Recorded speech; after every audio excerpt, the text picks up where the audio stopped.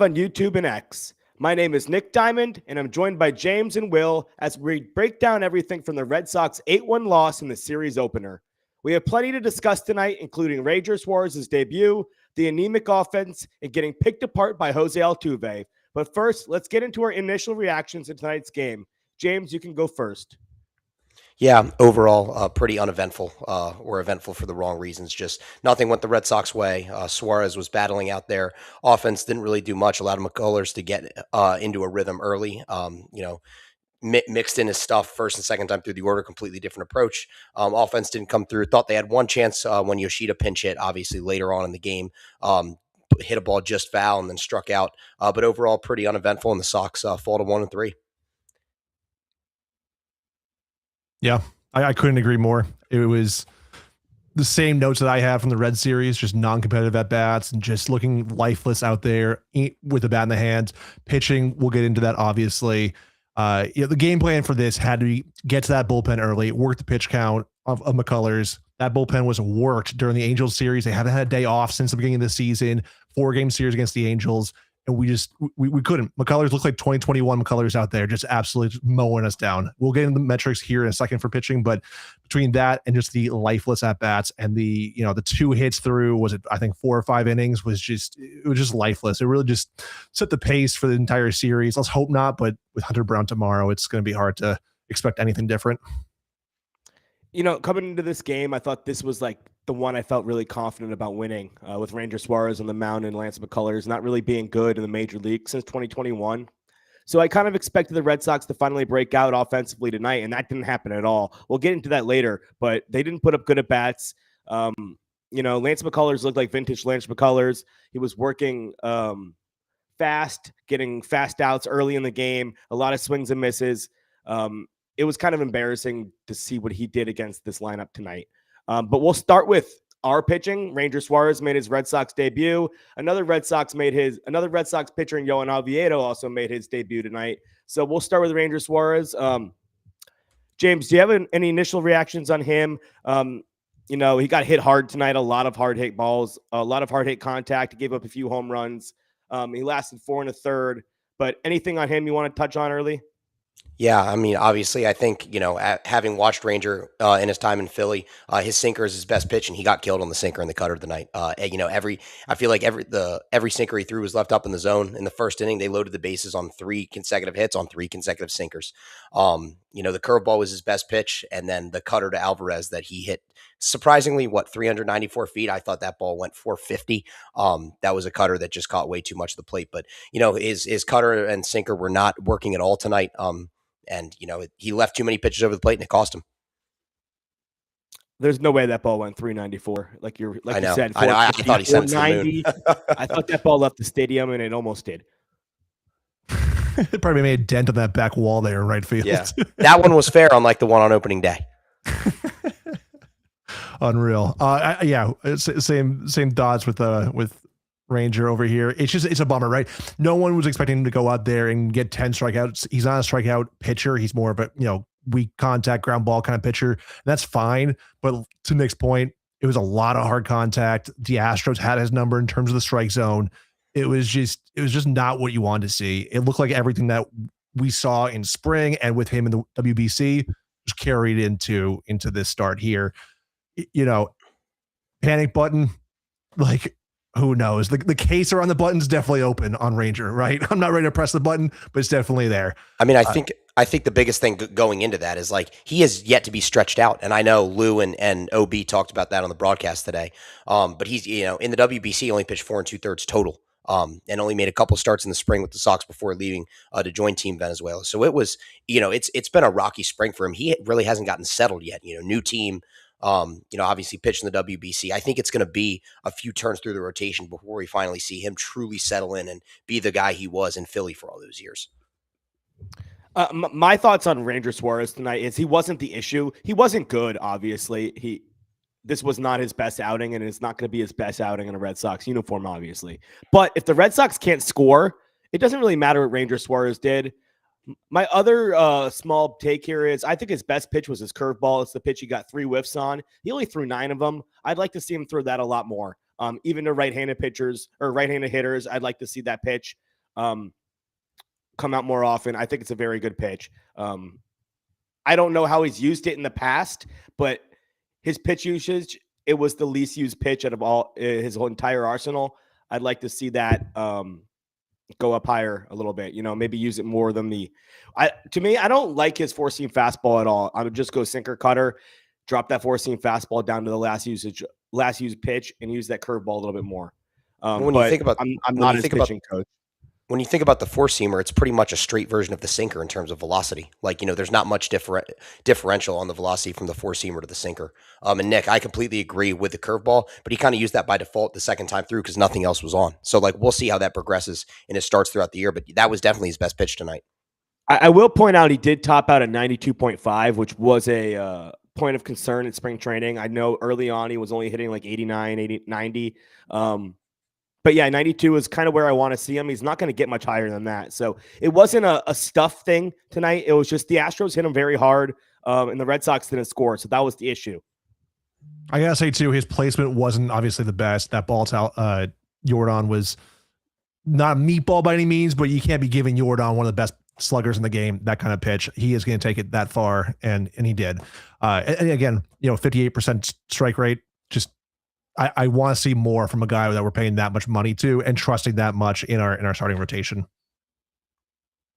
But early on in the game, obviously, I think a lot of Red Sox Twitter was talking about it. That play with Story, obviously ruled a hit. But how much do you think that inning changes if Meyer or someone else is there is able to get to it, get the out, and obviously a run doesn't score? How much do you think changes there? Not a lot. It wasn't. I'm not saying with that inning. I'm just saying throughout his outing. Do you think? No, that's very fair. That's a fair point. I don't think it really matters. If we looked it up, Sure. He gave up 9 balls, hit over 100 miles per hour, and 5 over 105, 2 home runs. He was getting hit hard all night long. So one play, it would have been nice. It would have helped him. He probably wouldn't have given up the run in the first. He would have gotten that double play, and that would have been it. But in the grand scheme of things, it wouldn't have changed the outcome. He still got rocked tonight. Yeah, no, it definitely stuff to improve on, but his first start, he's got hopefully 30 more to go. And hopefully the road is up. I kind of want to switch gears to McCullers on the other end, just from the point of the first time through the order, he's known for spin. He wasn't spinning it at all. And we must have been sitting spin. He was really dicing up with the fastball, change up. We weren't getting anything on it. Second time through, he was completely changed the approach, throwing a lot of spin, a lot of breaking balls. And it was 2 different approaches from him that the offense wasn't able to adjust to. And, obviously we've kind of talked about how the offenses box themselves in to only be able to win a game one sort of way. And regardless of the approach, that kind of showed me that they didn't really have an approach tonight. It's they got thrown off the first time through, probably expecting spin. Then we came back with spin and showed them something different. They weren't able to adjust on the fly. Yeah. I think obviously McCullers had a great outing. Obviously, we allowed him to have a good outing. Sure. If we allowed him to settle in. We allowed him to settle in and find his tempo and find his cadence, and he just carved us up. There's no way about it. I mentioned it in the intro of the show. We had to go out there and work the counts early and stop swinging at, second pitch pop outs like Sadon was doing, or, Roman was taking some crazy takes in his first 2 at bats too, that I didn't like seeing. But overall, we allowed him to then go 7 innings, 96 pitches, and just be 2021 McCullers. That was crazy. Yeah, and that was exactly going to be my point about Suarez previously, was if he gets out of that first, is he able to settle in a little bit more? Sure, still might end up being the same. The offense didn't do much, but it's just with his outing, you never know. Probably not. But yeah, the offense is probably allowing McCullers, guys like Louder yesterday, obviously good, but allowing them to settle in early, and then once that happens, it's curtains. We also had 22 swings outside of the zone, for chase pitches. That just. If I'm Lance McCullers, I'm going, these guys are swinging at anything. I can expand the zone almost as much as I really realistically want to, right? We were doing ourselves 0 favors in that regard too. Yeah. And I think the biggest issue, go Nick. There's 2 at-bats I wanted to highlight early. It was a Trevor Story at-bat and a Wilson Contreras at-bat, and they were in the same inning, I think. One, it was a fastball right down the middle of the Trevor Story. I think it was a 1-1 count, and he lets it go. Next thing you know, it was one of McCullers' breaking balls, sweeper, curveball, whatever the heck it is. A big breaker. He swings at it in the dirt, strikes out. 1 of 9 strikeouts by McCullers tonight. 2 batters later, I think it was the same exact situation, 1-1 count, and Wilson Contreras stares at a fastball right down the middle. And then he gets him swinging on another sweeper breaking ball down and away. It's just the approach that these guys are not swinging at fastballs in the zone and hitters counts and then swinging at this junk in the dirt is really frustrating. And Story did it again yesterday, or had an at bat like that yesterday. It's always been like that for Trevor Story. This goes back to last year when he was slumping. He'd look at fastballs right down the middle and he'd swing at the breaking balls that he can't handle. But it needs to change. It goes back to Peter Fatsi. It goes back to everybody. It goes back to just not being talented enough or have awareness enough to, I don't know. I mean, this is Lance McCullers. You should be able to hit him, but the approaches tonight were just horrendous. And, this is something that I've harped on all offseason, and I know Red Sox Stats brought it up on Twitter tonight during the game. But the lack of an impact bat in the offense outside of Anthony is really killing them, because this offense is predicated on having Story hit second. And, Story is talented, had a great year last year. This offense would be so much better suited if he was hitting 5th or 6th, and he was able to do what he did last year, but be set up in that kind of spot. With him hitting second, it puts so much more pressure on him, and he's probably not that type of guy anymore through 162. Sure, he can carry you in short spurts for 15 to 30 games if that's what you need him to do. And obviously we saw what he did from June 1st on last year. But before that, everyone was kind of ready to write him off. And I think, the lack of another impact bat along with Roman is really killing the depth of this offense, because if it's Story, Duran right away and not really breaking up the order with another impact bat, you look at all the legit teams in the league, they have an absolute monster hitting second or third, wherever you want. Judge, Vladdy, Raleigh. Just looking at the American League, Bobby Witt Jr. And then you go to the National League. Obviously, the Dodgers are the Dodgers, but Carroll's hitting second for Arizona, Soto for the Mets. It goes on and on. We don't have that guy there. And sure, you could put Roman second instead, but then who's hitting leadoff? It's the same sort of question. So I think the offense being predicated around that is really killing the approach and the length as well. And I think to that point too, having Williard bat 5 and 6 every day is not doing us any favors too. Our best hitter by far, once again, game 4, you have Williard, and then you have 6 piles of shit, and then you have number 2. He's Mr. March. He's Mr. March, and that's fine until it turns over to April. Correct. We should be seeing him in the 3 slot. Yeah. Absolutely. 3 or 4 max. Yeah. Yeah, no, I just think the lack of an offensive bat, and we talked about that. Obviously they focused on upgrading the rotation this offseason as they needed to, but they really need to win games by allowing 4 or less runs and scoring about 4 to 6. And obviously that's been the biggest issue thus far. It's only 4 games, small sample size, but I think it's putting a lot of pressure on Story, and you can see his game is just not built on that. I'm glad you guys brought up the lineup construction, because I was actually going to bring it up today. I think Williard should bat third.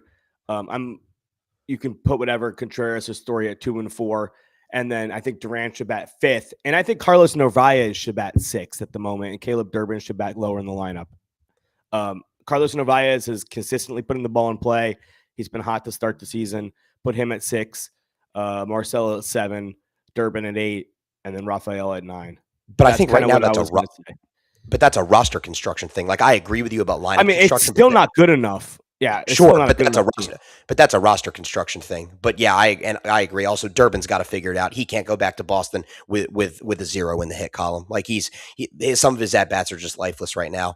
It's early. Obviously, he's 0 for 14. If he goes 0 for 14 in August, nobody's batting too much of an eye. But it's like, come on, dude. It's hard to compare. You don't want to compare him to Alex Bregman, because he's obviously not Bregman. And I could go on a different part of my soapbox about Bregman tonight. I'm not going to, but he's not Bregman. It's not fair to compare him to Bregman, but at the end of the day, he's the guy playing third base and Bregman isn't. So naturally, people are going to do that, and he just hasn't provided anything offensively. Absolutely. And again, he hinted that second double play, I think, the Red Sox hit into. Yep. Again, it's doing more damage than just striking out or popping out, and no hits so far. I think today also too, if I'm Craig Breslow, I'm watching today, I'm going, shit, all 4 of my major additions to this team failed us tonight, right? Durbin, Contreras really didn't do anything. He played actually a decent first base defensively. He had that 110-mile-an-hour exit velo stop on that grounder there. That was nice, sure. But at the plate, Contreras just nothing. And then Suarez. He was happy to see Altuve every time he got to first base. I swear, they're best friends. That's fine. Did the Astros want to give us something for him? Yeah, exactly. But then also too, I mean, then obviously we saw with Suarez and Oviedo too. I mean, again, if I'm Breslow, I'm watching today and I'm like, what did I bring to this team? Like it's worrisome. And speaking of Durbin, the best at bat of the night was when Yoshida pinch hit for him. Obviously struck out on the foul tip, but almost lined that double fair, put together. It's, and obviously Yoshida's not going to strike out a ton. That's not a concern, but Yoshida's putting together competitive at-bats. And that's what we've seen thus far this year. He's getting on base, putting together competitive at-bats. There are spots for him. And he's working the pitch count. He worked the pitch count tonight in his at-bat. I love that. I love that. Yes, he struck out, but he was fouling pitches off, worked the count full. It's like, it's too bad he can't play in the infield, because if he could play second or third base, he'd be starting on this team. Like, that's the bottom line. Then you have IKF coming in defensively. Like, if he wants to be the late inning defense only substitution, fine by me.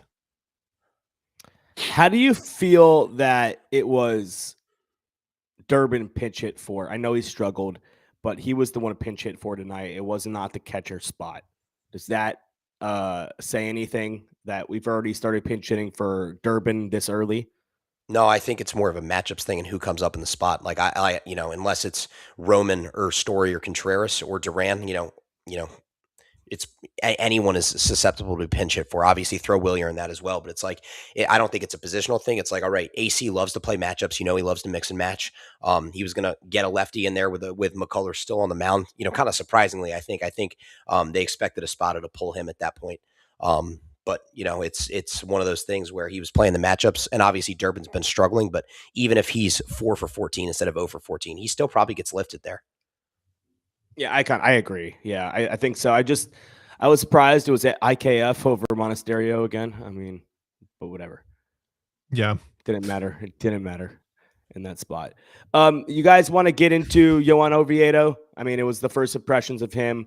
There wasn't much to say besides he wasn't very good. The stuff was down. He gave up 4 runs. He threw a lot of pitches. We probably won't see him very soon.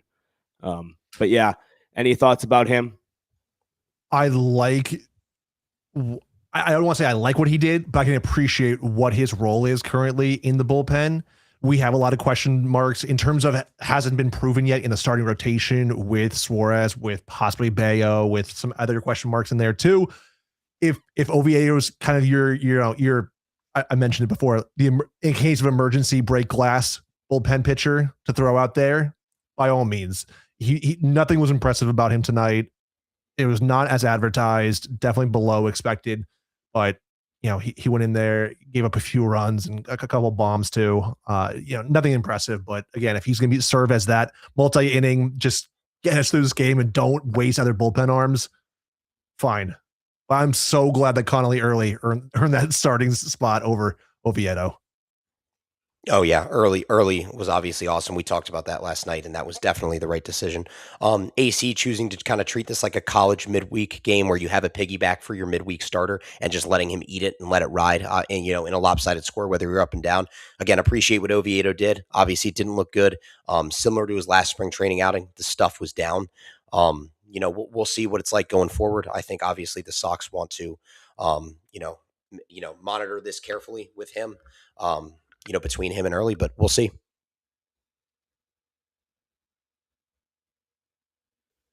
Do you guys think they're going to make a move in the next few days here with Oviedo throwing almost 80 pitches?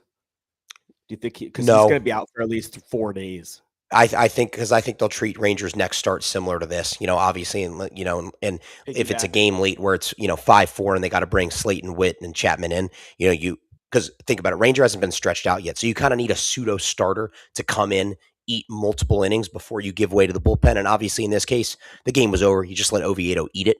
But I don't think I wouldn't imagine that would happen. This is just their version of a 6-man rotation. Instead of having 6 starters start every 6 days, you have 2 starters go on this day until Suarez is stretched out.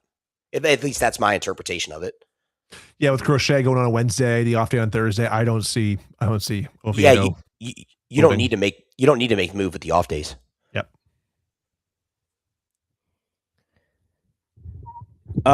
So we brought up a lot about the offense when we were talking about McCullers, but we had a story double down the line.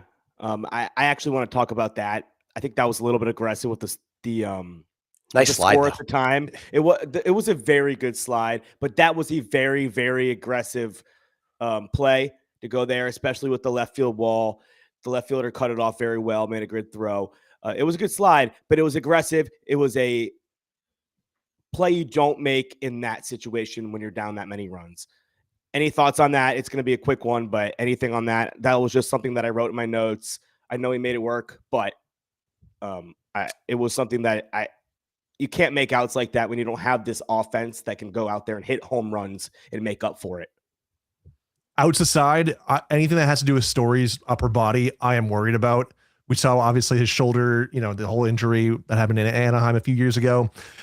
Even yesterday too, he dove to his left or right on a ground ball, and it took him a second to get up. Anytime he's on the ground, I hold my breath. Right, that was just not a needed movement or a slide or to extend it into a double with that score. Wasn't a fan, but great swim move. I think Lou mentioned it on the broadcast. It was Lou or Millar. I'm pretty sure it was Loomer.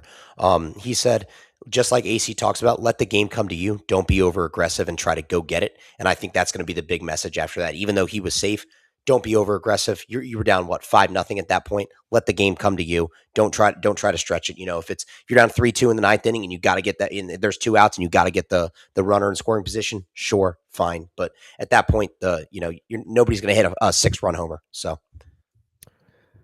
So here's a comment that we got. We were just talking about it, but how do you expect the Sox to line up their pitchers for San Diego with Thursday as an off day? We're about to start talking about the next 2 games here. Hunter Brown tomorrow against Brian Bayo, and then Garrett Crochet on Wednesday. But do you think they adjust the rotation at all with that off day? No, I don't. I think Sonny Gray, and then they go with Gray early and then Suarez. Yeah.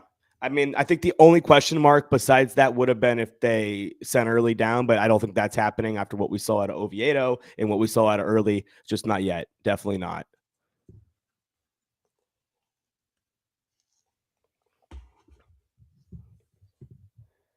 So, we all call it a win today and a loss tomorrow. But looking ahead against Hunter Brown, what adjustments do you think this offense needs to make to have a chance to win tomorrow? I'm obviously not expecting much against Hunter Brown. There's not much you could do against him. But if this team's gonna win, what offensive adjustments do you want them to make? Obviously, we talked about their approaches. They can't let fastballs go right down the middle. But Hunter Brown's a different animal. It's going to be way harder against him than against Lance McCullers. So, anything that you think that is that you could point out that might give us a chance to win against Hunter Brown tomorrow night. Sorry.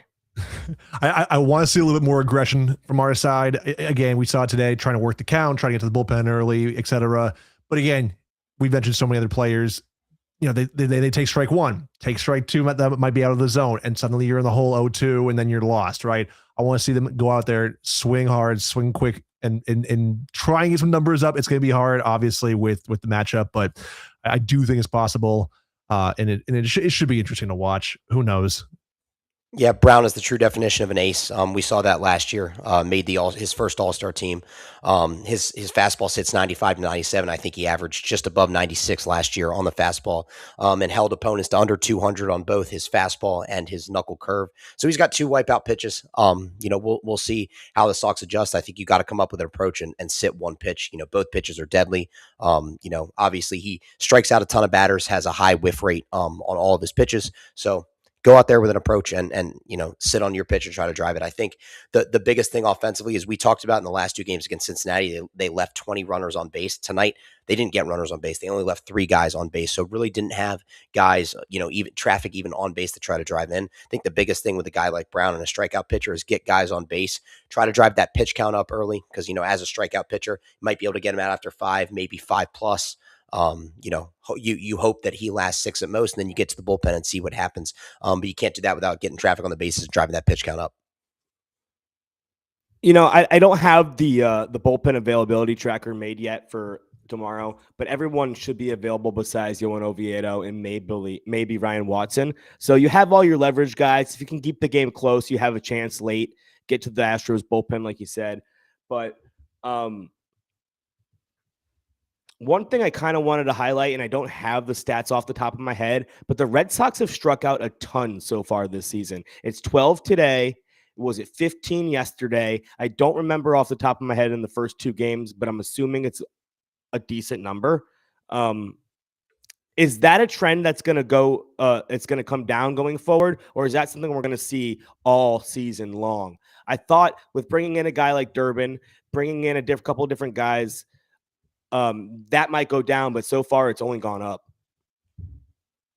Yeah, it's going to be a point of contention all season, and even though he doesn't have a position, that's why Yoshida needs to be in the lineup, because he doesn't strike out. There's nowhere to put him. That's the problem. Yeah, it's tough, and it's kind of into a larger point, taking a step back for a second about this too. It's 4 games into the season. Everyone's like, don't hit the panic button yet. But we saw exactly that. We saw this last year. We've already been through a whole season now and plus 4 games of the same stuff. Strikeouts, just non-aggressive at bats, leaving runners in scoring position too. It's getting very tiresome. Stop striking out, right? Like, obviously it's easier said than done, but something has to happen. Ken Santos says here they have the second most strikeouts in baseball this year. And if I'm right, the Angels are first and they played one more game than everyone else. So that is a cause of concern, but you never know. I mean, I expect it to all even out as the season progresses, but I am concerned over these next 2 games, especially with tomorrow. We kind of all consider that a loss, and hopefully we can steal one of these remaining 2 in Houston. With that, I don't have anything else, but we can get into some final thoughts here. James, if you have any final thoughts, you can go ahead and give it to us. No, I think I pretty much covered it with previewing Brown. Get guys on base, work up the pitch count, and try to get to him. Obviously he's a strikeout pitcher, one of the best pitchers in the American League. A guy who really relies on his fastball and sits 90, 96, 97 with it, but also has a wicked curveball. But I would, try to get to him early, get to him often, and hope for the best, and come up there with an approach. Because I think right now we're seeing too many guys. They're looking up. It's hard early in the season. You're looking up at the scoreboard, and your average starts with a 0 or a 1 because you're 1 for 13, you're 0 for 14, you're 3 for 16, whatever it may be, with 11 strikeouts. Guys are pressing. Guys want to be the hero. Guys want to do too much. Just step back, let the game come to you, let the next guy do their thing. And don't try to do too much. Work the pitch count, just get on base, get some traffic, and hopefully drive some runs in. But I think simplify the offensive approach. Yeah. Again, looking to tomorrow, I'm actually really excited. I mentioned this yesterday in terms of the series preview, but this is, at least for me, my ultimate test, being still March, for Bayo, right? Now Bayo is not facing, backup hitters in spring training or World Baseball Classic opponents, which obviously he dominated. This is a high leverage start. Yes, it is his first start of the season, but you're going up against Hunter Brown. Your offense has been dog shit so far to start the season. You're going to get no runs. You're anticipating minimal run support. You're in Houston too. You saw what they can do against pitching today. Altuve, I think, finished 4 for 4, 5 for 5, right?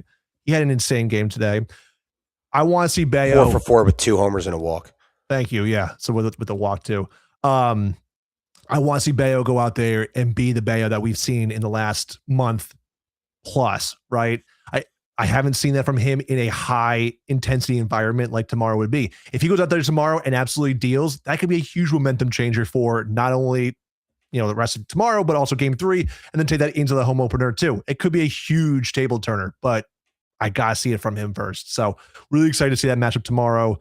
In terms of my last thoughts about today, I was sitting there 4th, 5th inning, and the highlights of the Red Sox performance so far today was that Roman Anthony actually elevated the ball to the outfield, and that Narvaez had that one loud foul ball that I think hit the train tracks.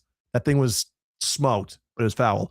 So again, these highlights for me can't be sitting there halfway through the game going, wow, if only Navarez waited on that pitch just a half a second more, or, wow, Roman's finally elevating the ball. I want to see actual production, men on base, actually hitting with runners in scoring position and putting some numbers on the board. This is getting atrocious. I know that we're not going to be scoring 20 runs a game, but you can't be, putting one on the board when we have runners in scoring position late in the game in the 7th and thinking that, that was a successful inning, right?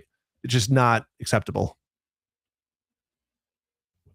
Completely agree. My final thoughts are: stay away from Yordan Alvarez as much as you possibly can.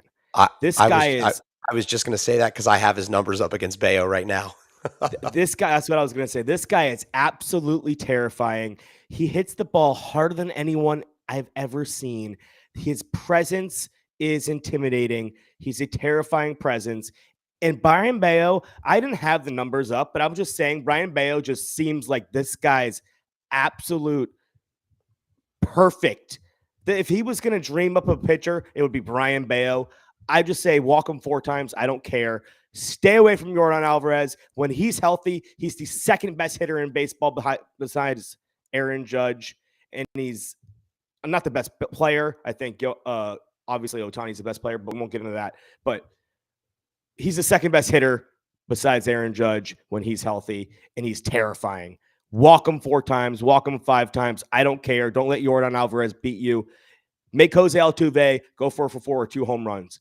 That's okay with me, but not Yordan Alvarez. That's my Alvarez is 3 for 5 off Bayo with a double and a homer.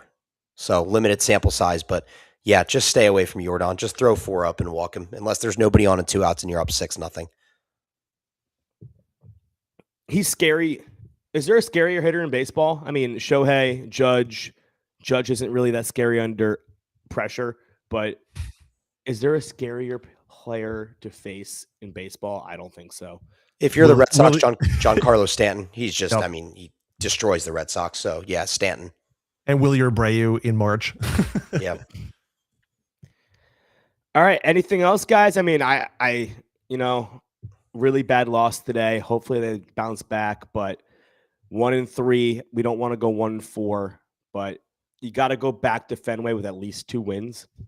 You agree with me on that one? You don't want to go back 1-5. That would be a shit show. The fans are not going to be happy on that home opener, but they have to take at least 1 more in Houston. Yeah. Yeah. I mean, I'll take 3 wins coming back to Boston. That would be even better. But yeah, has to be at least 1 more. Best Buffalo wings in South Florida by far. Side note. Shout out Flanagan's. All right, guys. Thanks for another episode of Fenway Finale. You guys can find us on YouTube. You can find us on Twitter. If you guys want to plug actually, we made a Will. Go ahead. Talk about the Instagram we made last night. If you want to.